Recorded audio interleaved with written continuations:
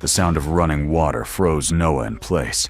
Someone was showering in his bathroom, in a house that should have been empty. Emma was with Vanessa this weekend. His heart hammered against his ribs as he grabbed the baseball bat from the closet and crept toward the steam-fogged door. A woman hummed softly inside, the melody achingly familiar, the same lullaby his mother used to sing. His finger hovered over the phone. Call 911 or go in. But if this wasn't a break-in, then who was she? And why was she here, in his home? Noah had always lived by a system. Wake at 6:30, coffee black, no sugar. Emma's lunchbox packed the night before. The structure of his days had become armor after the divorce 3 years ago.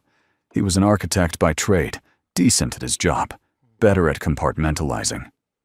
His co-workers thought he was disciplined. The truth was simpler. He was scared of what might happen if he let anything slip. Emma was 7 now, bright and stubborn. She had Vanessa's eyes, but his sense of order, already arranging her toys by size and color. On weekends when she stayed with her mother, the house felt too quiet. Noah told himself joint custody was the right thing, the mature thing. But every time he dropped Emma off, he felt the same fear that one day she might prefer it there. This Friday had been like any other. He had driven Emma to Vanessa's place after school, watched her run up the driveway, waited until the front door closed before pulling away. By the time he got home, the sun was setting, and the house was exactly as he had left it. Locked, secure, empty. He had planned to work on a proposal for a community center downtown, maybe order takeout, fall asleep to some documentary, the kind of weekend that asked nothing of him. He poured himself water, set his keys on the counter, and that was when he heard it. The faint rush of water through pipes, the bathroom at the end of the hall, the shower running. His first thought was the plumbing. Maybe a valve had stuck. But then he heard the humming. Soft, almost absent-minded, the melody threading through the water. A woman. His stomach dropped. Someone was in his house, not breaking in, already inside, already comfortable enough to sing. Noah grabbed the baseball bat from the hallway closet. His phone was in his pocket, but he didn't pull it out yet. If this was a threat, he needed to see it first. The bathroom door was closed, but not locked. Steam seeped out from the gap at the bottom. The humming continued, and now he recognized the tune. Something his mother used to sing when he was young, a lullaby he hadn't thought about in years. He raised the bat and reached for the handle. His hand was shaking. Fear? Yes, but also the uncomfortable feeling that whoever was on the other side of that door wasn't supposed to be a stranger. Noah pushed the door open. Steam hit him first, thick and warm. Through the fog, he saw movement behind the frosted glass. A woman. She was still humming, oblivious. This was his house, his bathroom, and she was acting like she belonged here. He stepped inside, bat raised, and cleared his throat. The humming stopped. The water shut off. Silence pressed against the walls. Then the shower door slid open, and a hand reached out for the towel. The woman wrapped it around herself and stepped out. She turned toward him, and her expression shifted from confusion to shock to horror. She screamed, not loud, but sharp enough to make him flinch. Her hands flew up defensively, and she stumbled backward against the sink. Noah lowered the bat halfway. A man. A weapon. A woman in a towel. He opened his mouth to explain, but she spoke first. "Who are you? What are you doing in my apartment?" She clutched the towel tighter, her eyes darting to the door. Noah blinked, thrown off. Her apartment? Your apartment? This is my house. I live here, alone. With my daughter, who isn't here right now, which is the only reason I didn't call the cops the second I heard the water running. He gestured at the bathroom. "What are you doing here?" The woman stared at him. Then her face changed. Realization. She looked around as if seeing it for the first time. The blue tiles. The soap dish shaped like a whale that Emma had picked out. The toothbrush holder with 2 brushes, one small and pink. Her shoulders sagged. Oh no. She pressed a hand to her forehead. This can't be. I'm so sorry. I thought this was... My friend gave me a key. She said I could use her place to get ready before my interview.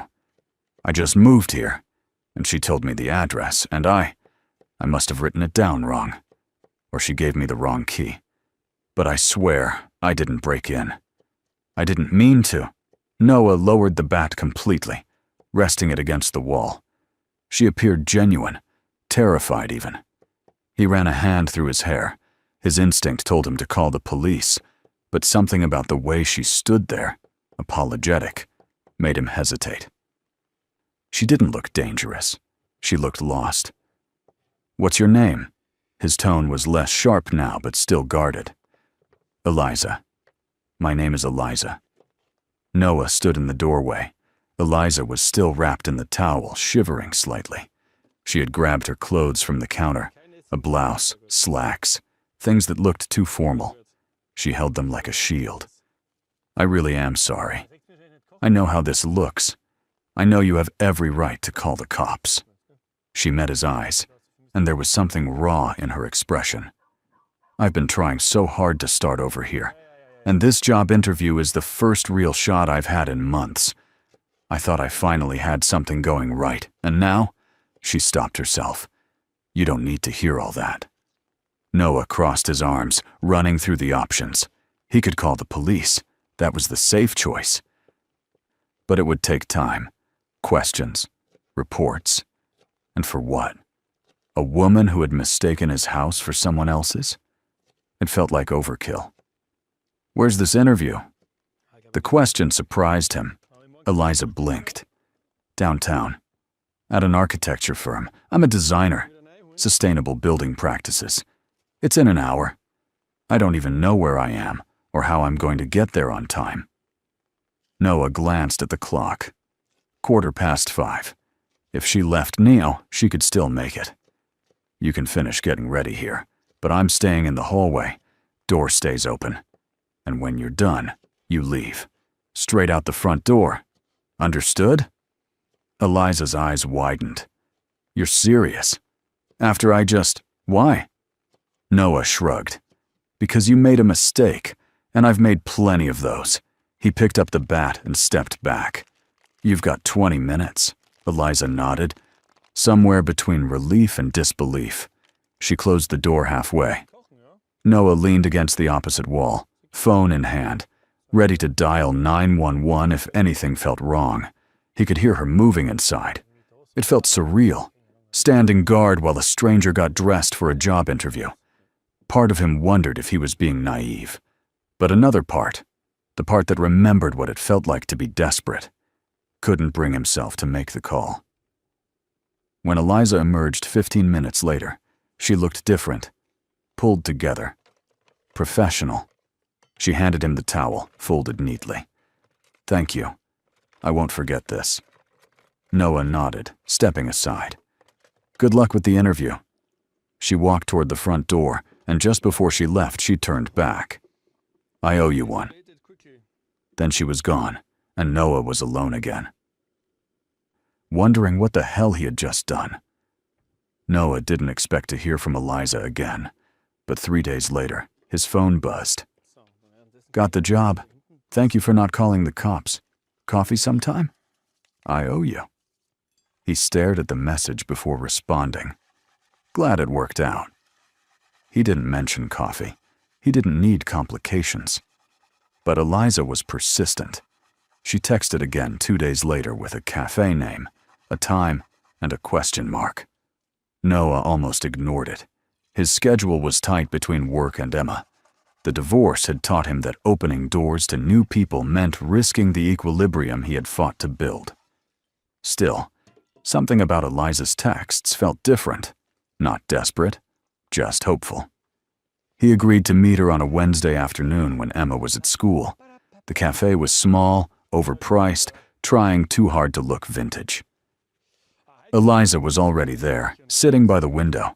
She waved, looking less frantic than in his bathroom, more put together. She stood when he reached the table. "I wasn't sure you'd come." She pushed a cup toward him. "Black coffee, no sugar." I took a guess. She wasn't wrong. He took a sip, and it was exactly how he liked it. The coincidence felt unsettling. They talked for 40 minutes. Eliza explained how she had moved to the city to start fresh after a rough few years. She talked about her new job, how the firm was passionate about green architecture. Noah listened more than he spoke, but found himself relaxing. Eliza had a way of filling silences without making them awkward. But when she asked if he had kids, something in him tightened. "A daughter. Emma. She's 7. Eliza's face lit up. "That's wonderful. Does she live with you?" Noah nodded. "Most of the time. Her mother and I share custody. It's been 3 years since the divorce." He stated it matter-of-factly, as if saying it plainly would make it hurt less. Eliza's expression softened, and she didn't offer the usual platitudes. That must be hard. The simplicity surprised him. Most people either apologized or asked invasive questions. Eliza did neither. They finished their coffee, and when it was time to leave, Eliza walked him to the door. "Can we do this again?" Her tone was careful. Noah thought about it, about Emma, about the careful structure of his life, about how letting someone in meant risking the stability he had worked so hard to maintain. "Maybe," Eliza smiled. "I'll take maybe." As he walked back to his car, Noah realized he was already thinking about the next time. And that scared him. The second coffee turned into a third. The third became lunch. By the time a month had passed, Eliza had become a regular part of Noah's life. She texted him articles about architecture, sent photos of buildings, asked his opinion on design choices. It was easy, lighter than anything he had allowed himself in years. But he kept her at a distance from Emma. That was the line he wouldn't cross. Then one Saturday, the line blurred. Noah and Emma were walking back from the park when Emma tugged on his sleeve. "Daddy, isn't that the lady from your phone?" Noah followed her gaze and felt his stomach drop. Eliza was standing outside a bookstore. She glanced up at the same moment Emma waved, and her face broke into a smile. She crossed the street toward them, and Noah felt the careful separation he had maintained begin to collapse. "Hi," Eliza greeted, crouching to Emma's level. "You must be Emma. I've heard a lot about you." Emma grinned. "Daddy talks about you too," she announced with 7-year-old honesty. Eliza glanced up at Noah, amused, and he felt heat rise to his face. "Does he now?" Emma nodded. "He says you're nice, and that you accidentally took a shower in our bathroom." Eliza laughed.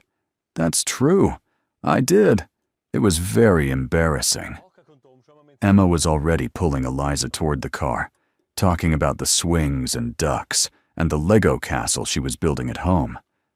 By the time they reached the car, Emma had invited Eliza over to see the castle, and Noah didn't have the heart to say no. The visit stretched into 3 hours. Eliza sat on the floor with Emma, helping build the castle, suggesting towers and drawbridges that made Emma's eyes light up. Noah watched from the kitchen, observing the way Eliza fit into the space without forcing it. She didn't try too hard, didn't talk down to Emma. And Emma, usually shy around new people, had opened up completely. It was everything Noah had hoped for, and everything he had been afraid of.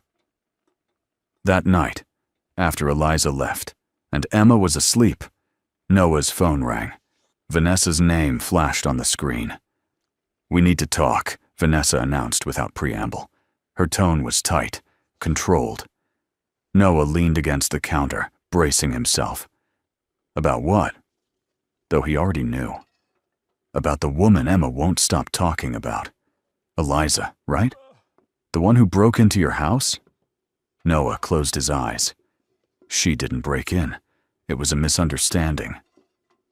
And she's a friend. Vanessa's laugh was sharp. A friend who showers in your bathroom and plays Lego with our daughter. You let a stranger into Emma's life without even telling me. What if something had happened? Nothing happened. Emma's fine. She's happy. And Eliza is good for us. The silence on the other end was worse than yelling. When Vanessa finally spoke again, her words were cold. You're putting Emma at risk because you're lonely. That's not being a good father, Noah.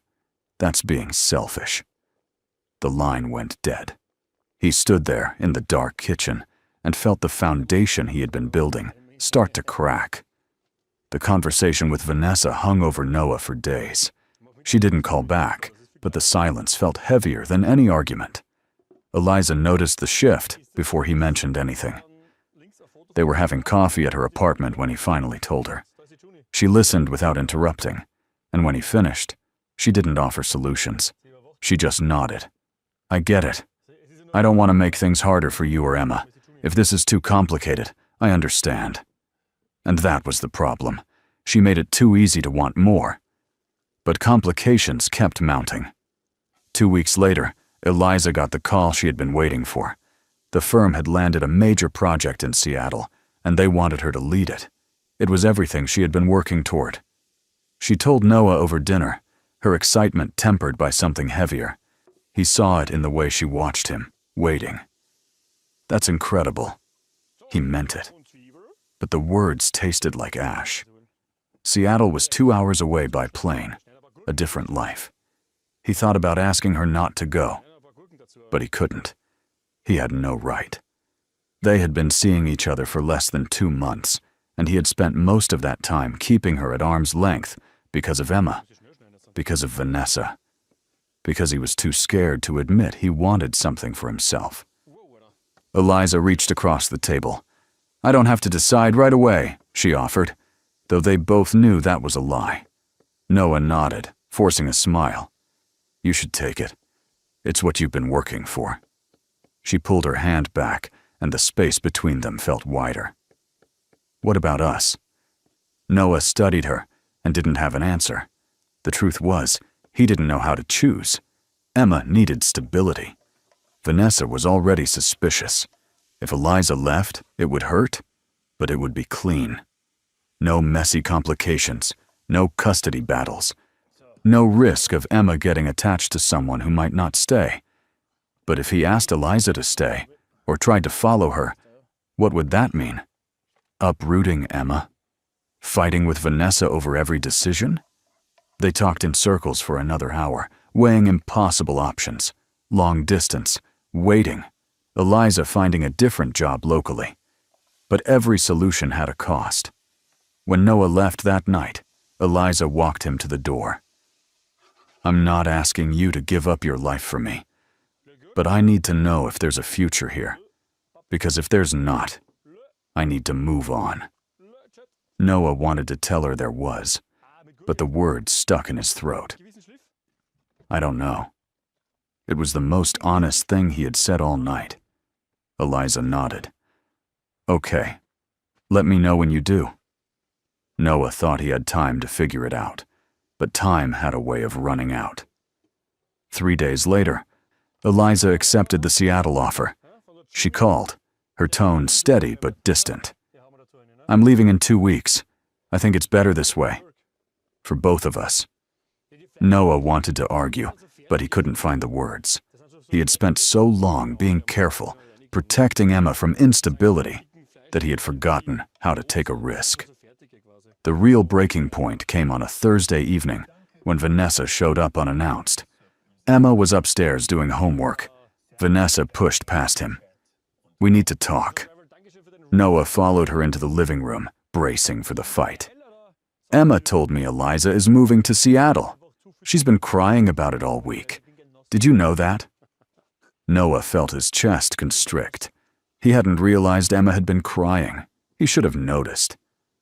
I didn't know. Vanessa shook her head. Of course you didn't. Because you were so focused on your girlfriend that you didn't see what it was doing to our daughter. The word girlfriend came out like an accusation. Eliza isn't the problem. His reply was sharper than intended. Vanessa turned on him. She is the problem, Noah. You let Emma get attached to someone who was never going to stay. You brought a stranger into her life, and now she's losing someone else. Do you have any idea what that does to a kid? Her pitch cracked, and Noah realized this wasn't just about Eliza. This was about the divorce, about the upheaval Emma had already been through. Noah sank onto the couch, head in hands. Vanessa was right. He had been selfish. I didn't mean for this to happen.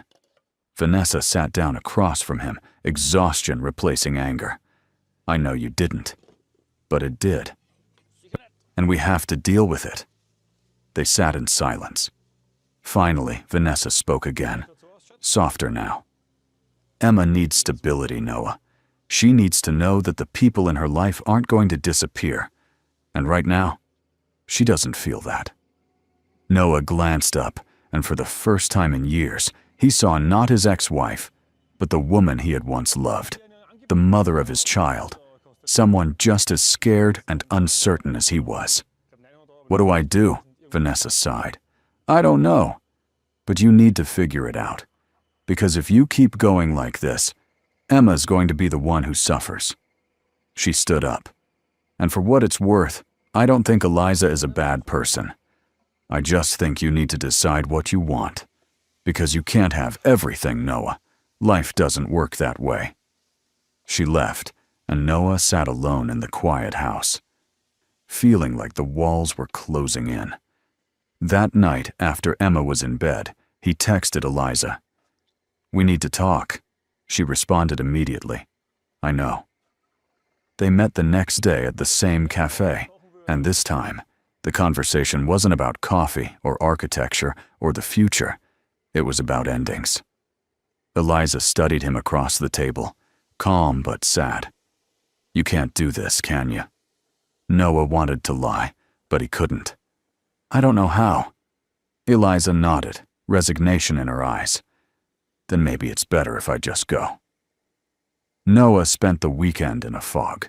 Emma was with Vanessa, and the house felt emptier than it ever had before. He tried to work, pulling up blueprints for a client project, but the lines blurred together until he gave up and closed his laptop. He thought about calling Eliza, but what would he say? That he was sorry? That he wanted her to stay but couldn't figure out how to make it work? The truth was, he had been so afraid of disrupting Emma's life that he had forgotten to ask what Emma actually needed. He had assumed stability meant keeping everything the same, but maybe that wasn't stability at all. Maybe it was just fear dressed up as responsibility. On Sunday night, he picked Emma up from Vanessa's place. His daughter was quiet on the drive home, staring out the window with the kind of stillness that meant she was thinking about something she didn't know how to say. Noah glanced at her in the rearview mirror, concern tightening around his heart. You okay, kiddo? He kept his tone light. Emma nodded, but she didn't turn toward him. They drove the rest of the way in silence, and when they got home, she went straight to her room. Noah stood in the hallway, listening to the sound of her moving around, and felt the weight of his own failures pressing down on him. He knocked on her door an hour later. Emma was sitting on her bed, the Lego castle she and Eliza had built together spread out in front of her. She had added new pieces since the last time he had seen it, a garden with tiny trees and a bridge that connected two towers. It was more elaborate than anything she had done before, and Noah realized with a pang that Eliza had taught her how to build like that. Emma glanced up when he came in, and he sat down beside her on the floor, careful not to disturb the castle. That's really good, he offered, gesturing to the structure. Emma shrugged, her fingers tracing the edge of one of the towers. Eliza showed me how. Noah nodded, and they sat in silence for a moment. Then Emma spoke again, her tone so small it almost broke him. Is Eliza leaving because of me? Noah's breath caught. He turned to face his daughter, seeing the fear in her eyes, the worry that somehow she had done something wrong. No, sweetheart. Not at all. Eliza is leaving because she got an amazing job in another city. It has nothing to do with you. Emma studied the castle, her hands still now. Mom says you shouldn't have let me meet her. She says it's confusing. Noah felt anger flare in his chest, not at Vanessa, but at the situation, at the way adults made decisions that kids had to live with. It's not confusing. Eliza cares about you, and I care about her. But sometimes grown-ups have to make hard choices. Emma finally met his gaze, her eyes wet, but not crying. Do you love her? The directness of the question left him speechless. He thought about lying, about deflecting, about giving her an answer that wouldn't complicate things further. But Emma deserved the truth. Yeah, I think I do.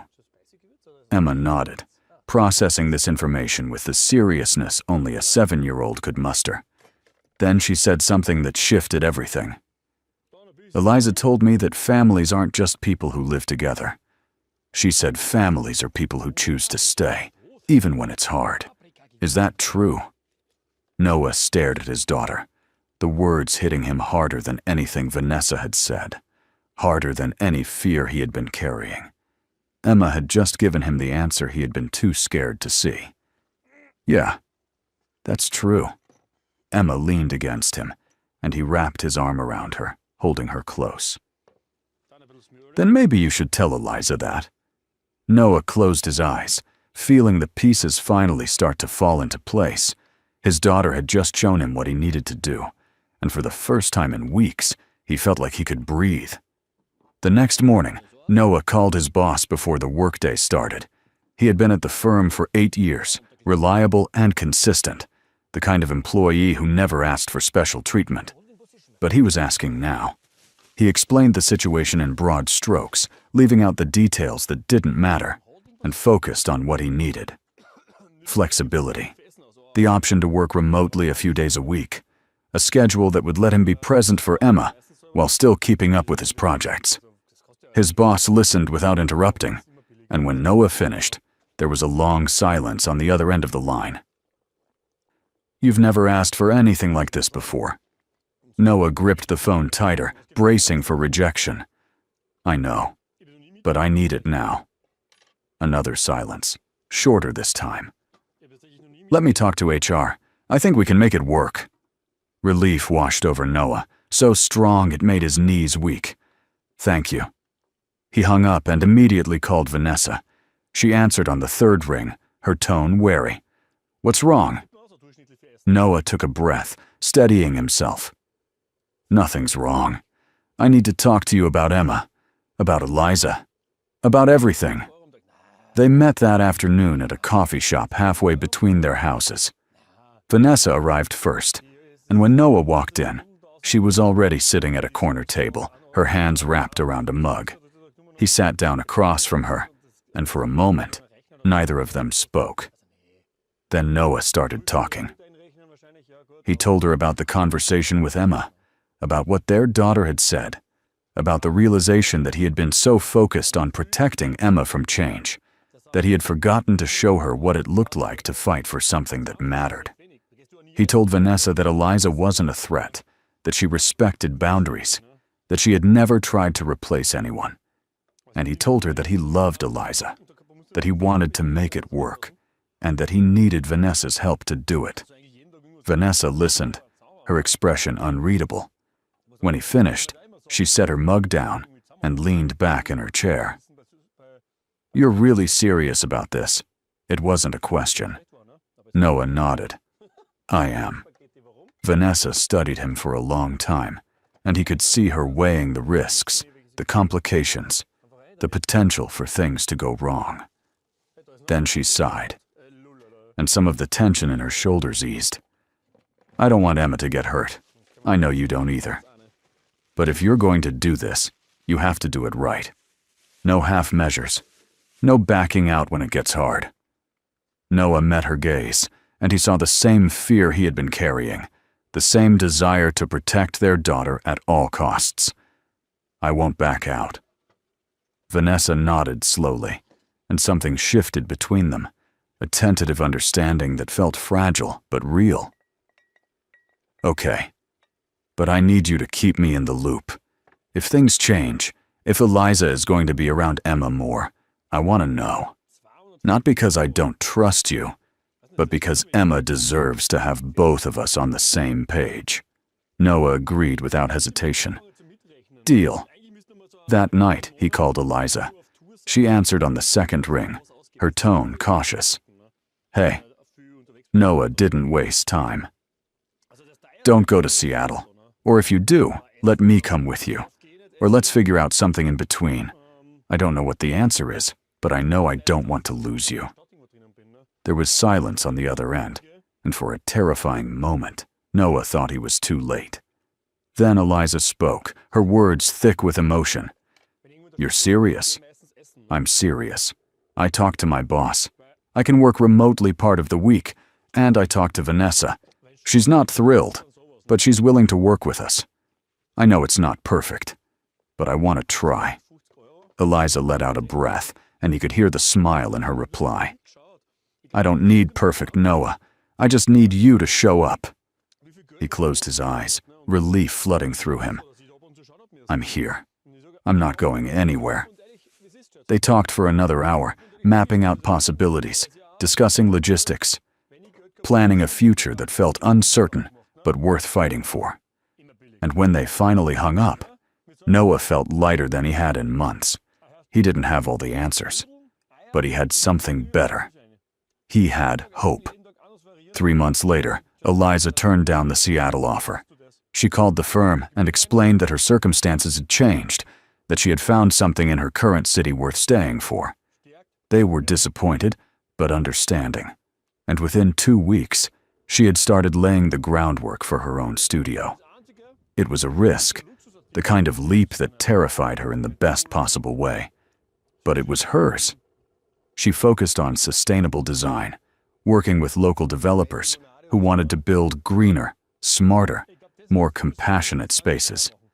The projects were smaller than what Seattle would have offered, but they were meaningful. And she was building something that didn't require her to leave behind the people she had come to love. Noah proposed on a Saturday afternoon in early spring. He had thought about doing it somewhere romantic, somewhere grand. But in the end, he chose the place where it all started, the bathroom. Emma thought it was hilarious when he told her the plan, and she helped him set it up, stringing fairy lights around the mirror and scattering rose petals on the floor. When Eliza arrived, expecting a normal weekend dinner, Emma led her to the bathroom with barely contained excitement. Eliza opened the door and froze, taking in the lights, the petals, and Noah standing in the middle of it all with a ring in his hand. "This is where we met. You walked into the wrong house, and I almost called the cops. But you didn't run. You stayed. And you kept showing up even when it was hard, even when I gave you every reason to leave. You chose us, and I want to spend the rest of my life choosing you back." Eliza's hand flew to her mouth, tears already streaming down her face. Noah dropped to one knee, the tile cold beneath him, and held up the ring. "Will you marry me?" Eliza didn't hesitate. "Yes. Yes. Absolutely. Yes." The wedding was small, held in Noah's backyard with only close friends and family. Vanessa came, bringing her new partner, and she hugged Eliza before the ceremony started. It was brief, a little awkward, but genuine. Emma stood beside Noah during the vows, holding a basket of flowers and grinning so wide her cheeks hurt. When the officiant asked if anyone objected, Emma raised her hand, and the crowd laughed. "I just want to say something," she announced, her tone clear and confident. Noah and Eliza exchanged a glance, and the officiant nodded. "Go ahead, Emma." Emma turned to Eliza, her expression serious. "You're not my mom. I already have a mom, and she's really good. But you're Eliza, and Eliza is mine too. Is that okay?" Eliza crouched down, her dress pooling around her, and took Emma's hands. That's more than okay. I'm yours, and you're mine. Always. Emma smiled, satisfied, and stepped back. The ceremony continued, and when Noah and Eliza kissed, the applause was warm and full of relief, like everyone there had been holding their breath waiting for this moment. Later that night, after the guests had left and Emma was asleep upstairs, Noah and Eliza sat on the back porch, watching the stars. Eliza leaned against him, her head on his shoulder, and he wrapped his arm around her. "We did it," Noah smiled, pressing a kiss to her hair. "Yeah, we did." They sat in comfortable silence, the kind that didn't need to be filled, and Noah thought about how far they had come, from a wrong address to a shared life, from fear to faith, from strangers to family. It wasn't the story he had expected, but it was the one he had needed. And for the first time in years, he wasn't afraid of what came next. He was ready.